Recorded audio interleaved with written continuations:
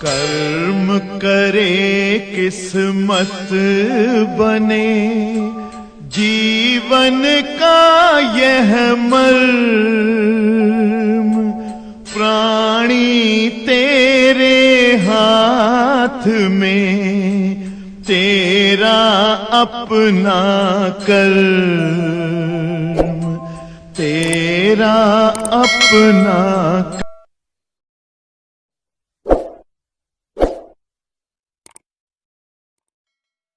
प्यारे बच्चों,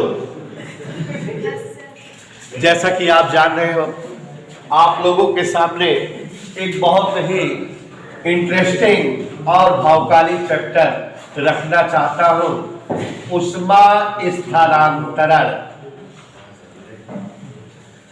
अंग्रेजी इसकी होती है हीट ट्रांसमिशन।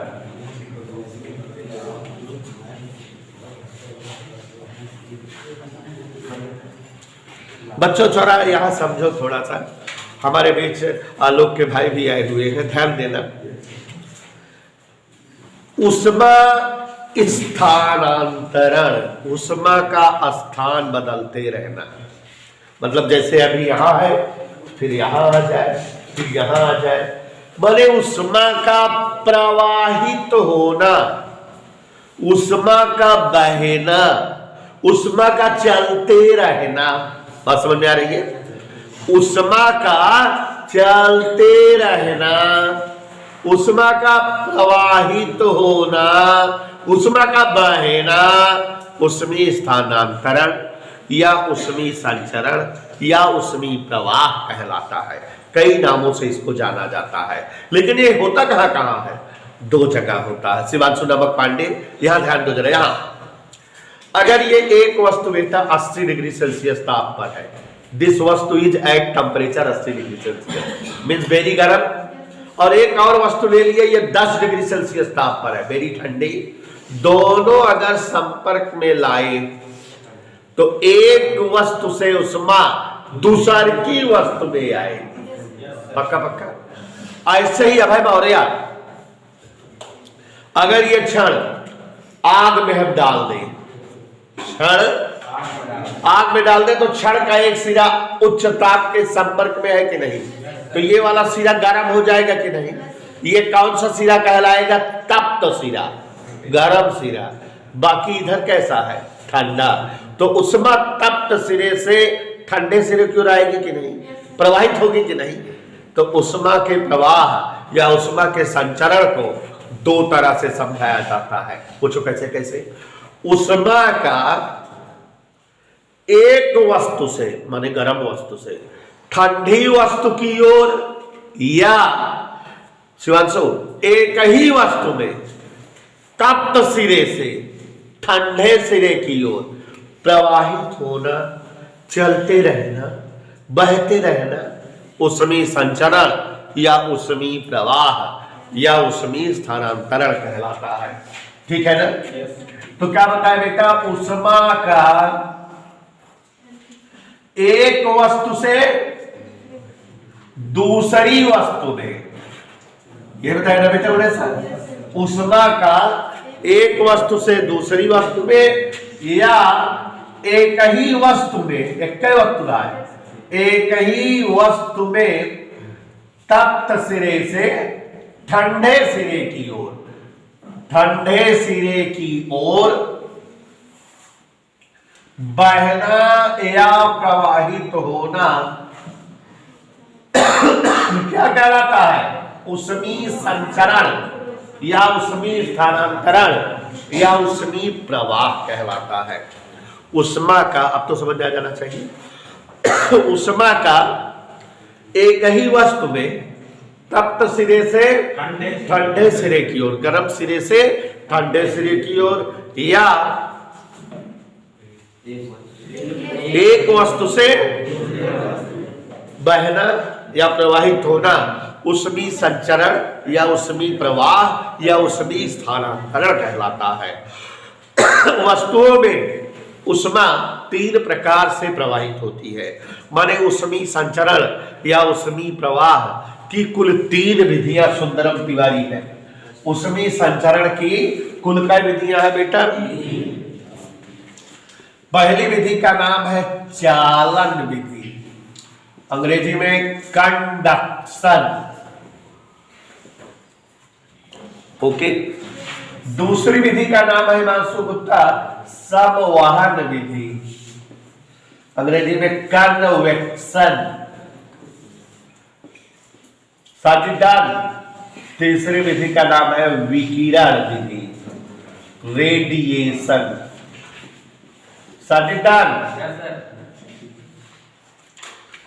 तो गौर से देखिएगा, जो है आयुष पांडे, उष्मा स्थानांतरण की कुल 3 विधियां हैं, चालन विधि, संवहन विधि और विकिरण विधि।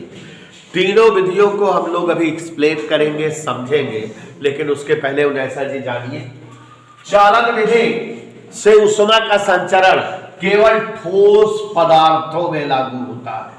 किस में लागू होता है?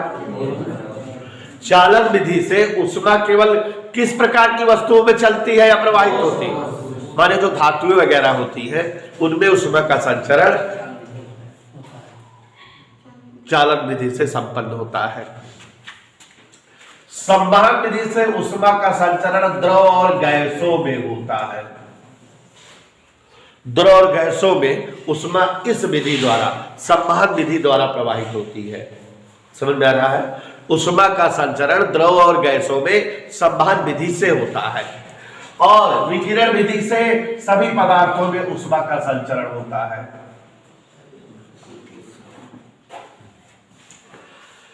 इस विधि में माध्यम की आवश्यकता होती है। उष्मा को एक स्थान से दूसरे स्थान तक ले जाने के लिए किसकी जरूरत पड़ती है? माध्यम की। इसमें भी माध्यम की आवश्यकता होती है, लेकिन इसमें माध्यम की आवश्यकता तो देखो, 2 लाइन तो सबके बारे में जान गए ना। क्या क्या जान गए? जरा शिवांशु के पांडे सुन लो। उष्मा संचरण की कुल 3 विधियां हैं, चालन विधि, संवहन विधि, विकिरण विधि। चालन विधि से उष्मा का संचरण हमेशा ठोस पदार्थों में होता है। चालन विधि से उष्मा संचरण हेतु माध्यम की आवश्यकता पड़ती है। अभी बताएंगे कैसे उष्मा चालन विधि से संचरित होती है। संवहन विधि से उष्मा का संचरण केवल द्रव और गैसों में होता है। संवहन विधि से भी उष्मा के संचरण के लिए माध्यम की रिक्वायरमेंट होती है। विकिरण विधि से उष्मा संचरण के लिए माध्यम की आवश्यकता नहीं होती। सूर्य से पृथ्वी तक उष्मा विकिरण विधि ही द्वारा आती है, लेकिन विकिरण विधि से उष्मा का संचरण ठोस, द्रव, गैस समस्त प्रकार की वस्तुओं में हो सकता है। इधर क्लियर? यहाँ एक कंपैरिजन का क्वेश्चन उन्नैसा जी पीसीएस लेवल का कहो तो बता दे।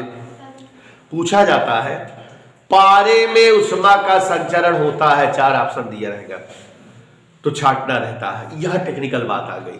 बच्चे समझते हैं कि पारा धातु है, तो धातु में उष्मा का संचरण पढ़ाया जाता है, चालन विधि से होता है, लेकिन पारा हमेशा द्रव अवस्था में रहता है, तो इसलिए उसमें उष्मा का संचरण चालन विधि से न होकर के संवहन विधि से होता है। तो अगर कभी कोई पूछे कि पारे में उष्मा का संचरण किस विधि से होता है, तो आप सभी साथी बता देंगे कि पारे में उष्मा का संचरण संवहन विधि से होता है। समझ में आया? तो ये तीनों बातें समझ में आ गई बेटा। अब पहले उष्मा संचरण की चालन विधि। जैसे देखो, यहां देख लो, एक उदाहरण मेरा तो समझ में आ जाएगा। यहां देखो बेटा, जो है उन्नैसा क्या है बताओ? भाप निकलत बा, आग निकलत बा। यहाँ हम उच्च ताप अलाव जला दिए, तपता मार दे, जान ले। यह भट्टी है, आग बहुत ज्यादा है, मतलब ये उच्च ताप है, ठीक है। अब बेटा इसी उच्च ताप में एक छड़ डाल दिए, छड़ ठोस होगी, धातु की होगी, तो इसमें उष्मा का संचरण चालन विधि से होगा। कैसे होगा ये समझाते हैं। छड़ बेटा छोटे छोटे असंख्य अणुओं से मिलकर बनी होगी, ये ऐसे बहुत सारे अणु से छड़ मिलकर बनी होगी कि नहीं? ऐसे। अब ये जो छड़ का पहला अणु है, उष्मा पाया, तो जब किसी वस्तु को उष्मा दी जाती है तो वह 2-3 घटना होती है। वस्तु जब उष्मा पाती है तो अपना ताप बढ़ाती, गर्म हो जाती है। कुछ उष्मा इसके सतह से वातावरण में उत्सर्जित होने लगती है, परावर्तित होने लगती। तब तो हाथ दूर लगावत गर्मी महसूस होता है, जहां वही कोनो गर्म चीज धरी जाए, और बाकी बची उष्मा अपने पड़ोसी अणु को, माने बगल वाले अणु को दे देते हैं।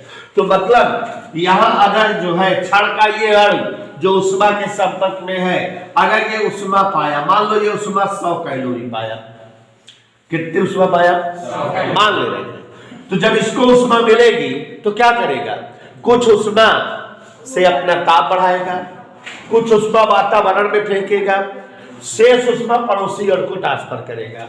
इसका ताप मान लो 80 डिग्री सेल्सियस हो गया, 80 तक गर्म हो गया, और यहां उष्मा बची मान लो 90 कैलोरी, क्योंकि कुछ ताप बढ़ाने में खर्च हो गई, कुछ वातावरण में उत्सर्जित हो गई, 90 बची, तो बगल वाले अणु को कितनी उष्मा मिल गई, 90।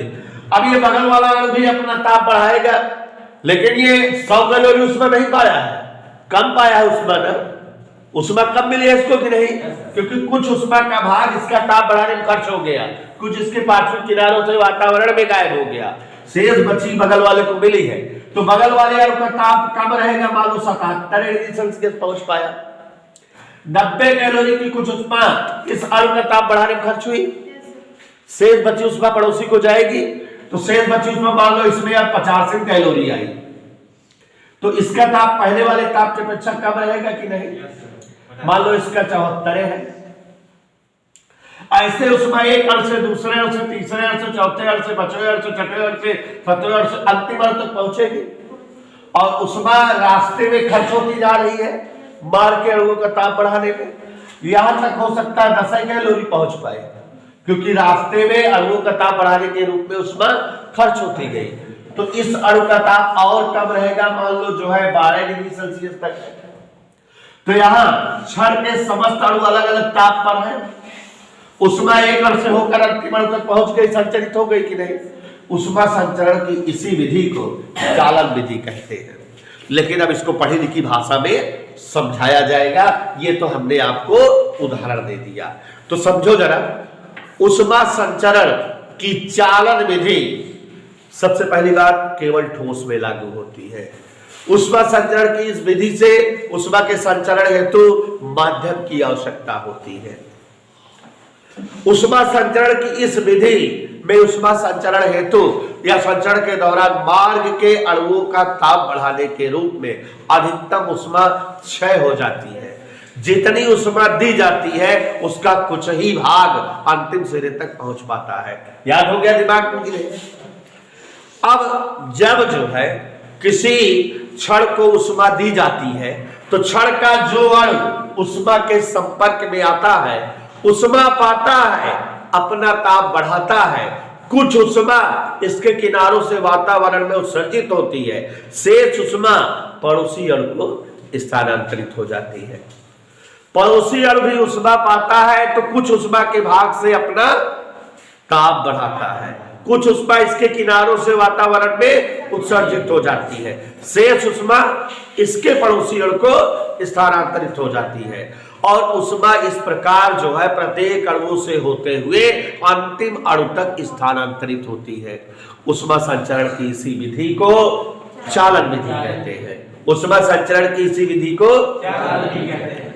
और जब उष्मा संचरण हो रहा हो किसी क्षण में, तो अगर उसके अणु सभी जो है अलग अलग ताप पर हो, जैसे 76, 74, 73, 72, 12, तो क्षण की यह अवस्था परिवर्ती अवस्था कहलाती है। कौन सी अवस्था कहलाती है? माने अलग अलग अणु अलग अलग ताप पर है, भिन्न भिन्न ताप पर है, तो क्षण की यह अवस्था परिवर्ती अवस्था कहलाती है। इस अवस्था में अगर हम किसी अणु को उष्मा देते हैं तो वह उष्मा मार्ग के अणु के ताप को बराबर करने में व्यय होती है, उसका पूरा का पूरा भाग अंतिम सिरे तक नहीं पहुंचता, माने उष्मा क्षय होता है। लेकिन अगर काफी देर तक इस क्षण को उष्मा देते रहो तो जानते हो क्या होगा? 1 घंटा 2 घंटा तक गर्म करता है तो क्षण के सारे अणु बराबर ताप पर हो जाएंगे, एक जैसे ताप तक गर्म हो जाएंगे। और जब क्षण के प्रत्येक अणु समान ताप पर होते हैं तो क्षण की यह अवस्था स्थायी अवस्था कहलाती है। और जब क्षण स्थायी अवस्था पर है, जैसे यो ताप 100, यो ताप 100, यो ताप 100, यो ताप 100 सब, तो अगर उष्मा दोगे तो सारे अणु गर्म है तो जो उष्मा दोगे वो लगातार अंतिम सिरे तक पहुंच जाएगी, मार्ग के अणुओं के ताप बढ़ाने के रूप में उष्मा वेस्ट नहीं होगी। यही सब लिखा है। बात समझ में आई बेटा? तो पढ़ के आओगे, कल फिर से समझा देंगे हम।